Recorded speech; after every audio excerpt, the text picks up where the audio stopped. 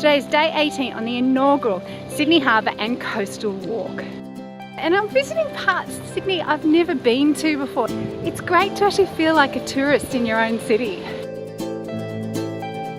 You're on a continuous track now, 315 kilometres around Sydney, and it is terrific. What other city can you walk near the foreshores of the quality of Sydney for 315 kilometres within the urban footprint of a city? There is no other city like it in the world.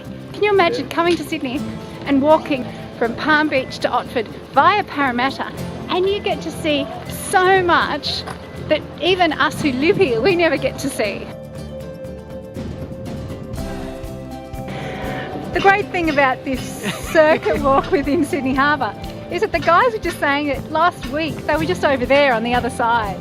And here we are a week later looking back at where they've been. So they've been all the way upriver to Parramatta, had an amazing welcome there, and now we're heading back along the south side back towards Sydney Harbour. It's all good fun. It's all good fun. It's amazing we can do this in Sydney. Well, it is amazing you can do this in Sydney. But it's amazing how much of the time is actually spent wandering around through these natural settings. Yeah, Fantastic. and linking up little bits of green space throughout this amazing city of ours.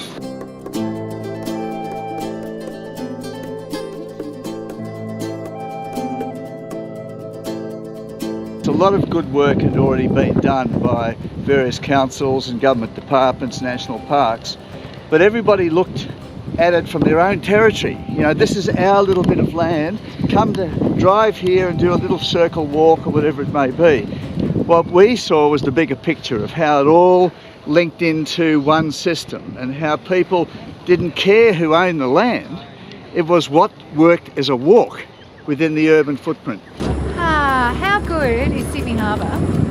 So we've walked alongside it all day, and now we're pretty much kicking back, because pretty much now all we need to do is get the ferry to where we're going to stay for the night. That's actually one of the really cool things about this Sydney Harbour and Coast Walk, is the Cockatoo Island is right in the centre, and that's where we're going to be tonight.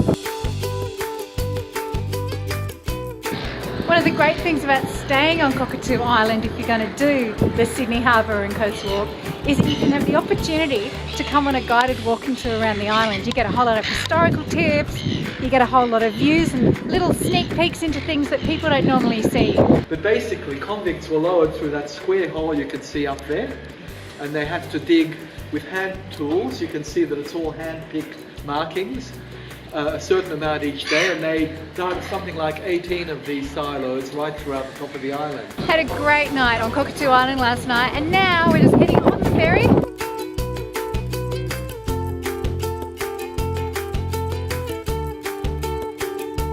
Even though you wouldn't normally find me walking in an urban area like this, one of the great things about this Sydney Harbour and Coast Walk is that you actually get to see a whole lot of Sydney's history, you know, parts of our different architecture. And we're currently in a gorgeous part of Des Moines, and there's beautiful old houses. They're just gorgeous. So yeah, it just gives you another whole different perspective on Sydney. One of the things that's really surprised me about walking this Sydney Harbour and Coast Walk is the incredible little peninsula and headland parks that a lot of the local councils have around the area. After 2 days walking with these guys, I'm finally getting a glimpse of what really feels like Sydney to me. And yay! There it is! But coming to the end, well, my time to end on the Sydney Harbour and Coast Walk. And I just highly recommend it. If you're a walker, don't feel like you have to do 315 kilometres. It's not about that. I mean, if you want to do that, that's great. But the great thing about this walk is that you can pop in and out all the way along and just experience some of the wonders of Sydney Harbour. It's great for a tourist for a day, for a half a day, or like these guys, 30 days.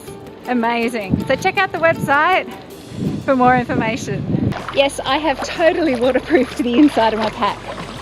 I've taken a massive plastic bag of Perry's Look Down, 600 metres straight down, up the valley to Pierce's Pass.